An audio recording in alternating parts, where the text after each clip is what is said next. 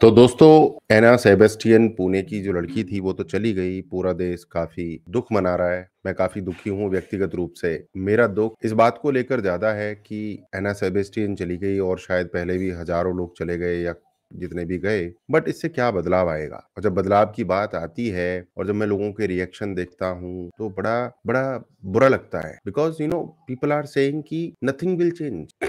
हम इतना ज्यादा, मतलब अंग्रेज जो कल्चर देके करे हमको, हमारे देश को, हमारे ब्लड में इतनी ज्यादा घुस चुकी है कि हम ये कमेंट करते हैं नथिंग विल चेंज। और मैं इस व्यक्ति को बुरा नहीं मानता हूं जो ये कमेंट कर रहा है कि नथिंग विल चेंज, क्योंकि उसने देखा है पिछले 20 साल में nothing is changing, nothing is changing. But कैसे चीजें बदलेंगी, how the things will change. Employees work pressure में होते हैं, एम्प्लॉइज मेंटल प्रेशर में होते हैं। मैनेजर्स, इनको इंडक्शन में बड़ी बड़ी बातें बताई जाती हैं, एक पेन दिया जाता है, एक डायरी दी जाती है, इनका वेलकम किया जाता है, इनको बताया जाता है कि आपके लिए कॉफी एरिया है, इनको बताया जाता है कि आपके लिए टेबल टेनिस की टीटी की टेबल है, पूल है, and we will have some recreational activities every 3 months और एवरी 2 मंथ्स। तो कॉफी मशीन होती है, चाय होती है, खाना होता है, रिक्रिएशनल एक्टिविटीज होती हैं, पेन मिलता है, डायरी मिलती है, एवरीथिंग इज देयर। बट उसके बीच में जो मैनेजर बैंड बजाता है वो अत्यधिक परेशान करने वाला होता है। मुझे ऐसा लगता है कि एक एम्प्लॉय को कॉफी, चाय, छुट्टी, रिक्रिएशनल एक्टिविटीज, ये सब बाद में चाहिए। पहले उसको चाहिए mental peace, relax, appreciation, training,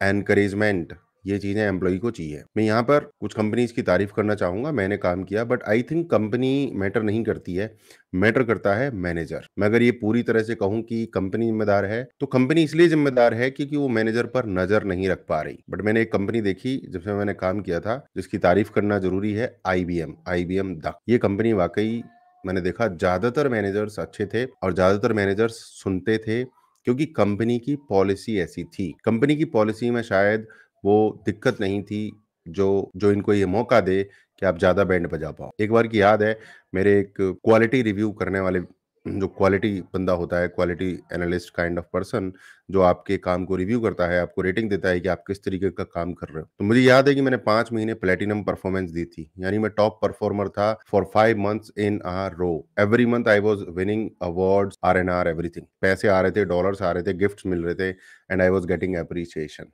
और होते हैं ना, कुछ लोग जलने वाले होते हैं, तो कुछ लोग जल गए, भुन गए, तो वो क्वालिटी वाला भी भुन गया था, राइट। तो उसने मुझे कंटिन्यूअसली रेटिंग डाउन कर दिया मेरा, और 5 मंथ्स इन अ रो में ब्रॉन्ज आया। बट क्योंकि मैं अपना काम मन से करता था, मुझे इस बात से कोई फर्क ही नहीं पड़ता था कि मेरी रेटिंग क्या है, ज्यादा है, कम है, क्योंकि मैं मस्त रहता था। मेरा एटीट्यूड है मस्त रहने का। मैं अपने आप पर ज्यादा घमंड करता हूँ और ईश्वर का धन्यवाद करता हूँ। घमंड मतलब पॉजिटिव सेंस में। तो बट उसने 5 महीने मेरी क्वालिटी डाउन करी। मुझे भी कहानी याद आ गई, अभी बता रहा हूँ आपको। आईबीएम की बात है ये। बट मेरे एक मैनेजर थे, बहुत अच्छे manager. Right now he is in Philippines, may be country head for something, और अभी तो मैं टच में नहीं हूं उनसे। सो ही वॉज वेरी गुड। मैं उनको अप्रोच किया कि भाई देखो सर जी, इन्होंने ये मेरा क्वालिटी मार्क डाउन किया है, और ये देखो काम, इस पे क्वालिटी मार्क डाउन बनता है क्या। उन्होंने देखा, यार, बोले नहीं तो इस पे तो क्वालिटी मार्क डाउन नहीं बनता है। तो उन्होंने क्वालिटी एनालिस्ट, इसमें दो दो इन्वॉल्व थे, दो क्वालिटी वाले बंदे इन्वॉल्व थे, दोनों को बुलाया और पूरे फ्लोर पर उनको वहीं पर समझा दिया, बेटा परफॉर्म करने वाले बंदे से पंगे नहीं लेते, और परफॉर्म करने वाले बंदे के साथ इस तरीके से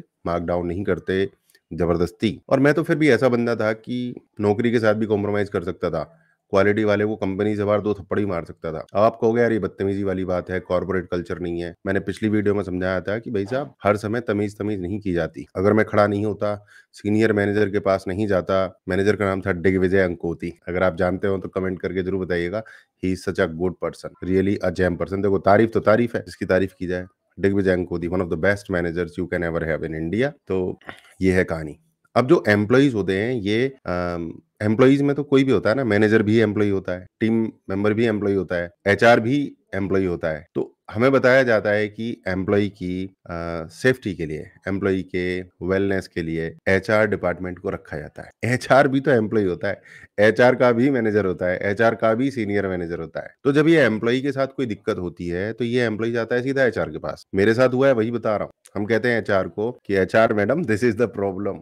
एचआर मैडम कहती है, thank you Sunil for approaching me, you have taken the right step, I will do the needful, you go back to your work, be assured, we will do the best. इतनी बढ़िया lollipop आपको पकड़ा देती है HR. आप अपनी work station पे आ जाते हैं, काम शुरू कर देते हैं। You wait for 5 days, 10 days, 15 days, nothing happen. फिर आप एक बार थोड़ी सी कोशिश कर सकते हैं। ज्यादातर लोग तो दूसरी कोशिश करते ही नहीं है। तो पहली बार में फट गई थी उनकी, दूसरी बार क्या कोशिश करेंगे? दूसरी बार कोशिश करोगे, आप एचआर के पास जाओगे, और या Sunil, I was busy with something, that thing, फलाना थिंग, ढिकाना थिंग। वो चले तुम हमारी केयर के लिए हो कि किस चीज में बिजी थे तुम लोग? तो वो ऐसे करके एक्सक्यूज देगी, then I will look into this on priority, thank you for reminding me, ऐसे करके फिर एक और आपको वो एल्पेन लीव पकड़ा देगी एचआर, और फिर आप आ जाओगे अपनी। 2 बार हो गया, then you again waiting for 5 days, 10 days, 15 days, अब कुछ हुआ नहीं। तो अब तो जो परसेंटेज बची थी 8%, 90% तो दूसरी बार नहीं जाएंगे। 8% जो थे, जो 10% थी, 98% कर लो उसको, तो 8% लोग और बचे, वो भी नहीं जाएंगे। आप कहेंगे यार कुछ होता तो है नहीं है, मैं क्यों जाऊं? अब 2% बचेंगे क्रांतिकारी मेरे जैसे,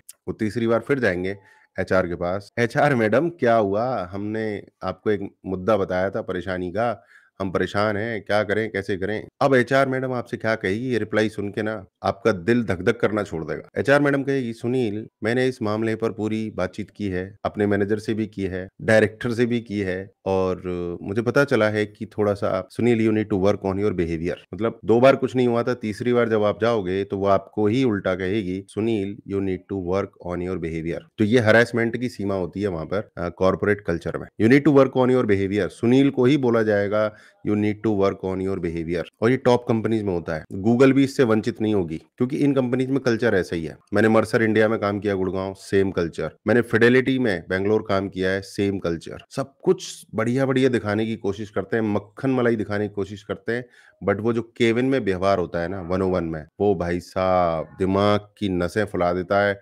रेड कर देता है दिमाग की नसों को, दिमाग फटने को हो जाता है। बंदा बाहर जाके सिगरेट पीता है, कॉफी पीता है, स्ट्रेस में आता है, डिस्ट्रेस में आता है, पेट खराब हो जाता है। मेरे कितने लोगों को मैंने देखा था बैंगलोर में, जिनको डाइजेशन खराब हो गया, उन बैंगलोर से नौकरी छोड़ दी, बोले हम तो नॉर्थ इंडिया जा रहे हैं, अपने घर जा रहे हैं भाई, यहाँ मेरे को पचता नहीं, डाइजेशन नहीं होता। ऐसी कहानी। तो एचआर के पास जाओ, एचआर आपको टरकाता है। एचआर के पास बार बार जाओ तो वो आपके बिहेवियर पे क्वेश्चन उठाता है, और फिर भी एक परसेंटेज बचती है सुनील जैसे बंदों की, जो फिर डायरेक्टर के पास जाते हैं, वाइस प्रेसिडेंट के पास चले जाते हैं। मैं तो एक्चुअली सबके पास चला जाता था, मुझे तो डर ही नहीं लगता था, तो मैं तो डायरेक्टर के पास चला गया। डायरेक्टर ने भी मुझसे अच्छे से बात की। अच्छे से बात करना इन सबको आता है, और इतने अच्छे से बात करते हैं कि बातें सिर्फ सुनने में अच्छी लग रही होती हैं, आपके दिमाग की टेंशन बढ़ रही होती है। ठीक है, तो ये दुनिया बड़ी बदतमीज है, और ये जो कॉर्पोरेट वाले हैं ये तो बहुत ज्यादा बदतमीज होते हैं। सब कुछ दिखने में अच्छा अच्छा होता है, जहां आपने दिल खोल के बात की, आपका बिहेवियर खराब। यानी आप दिल खोल के बात नहीं कर सकते। आप प्रॉब्लम में हो तो प्रॉब्लम हैंडल करते रहो। और बहुत सारे लोग कह रहे हैं कि सिचुएशन ठीक नहीं होगी, सिचुएशन ठीक नहीं होगी। इस एना सेबेस्टियन के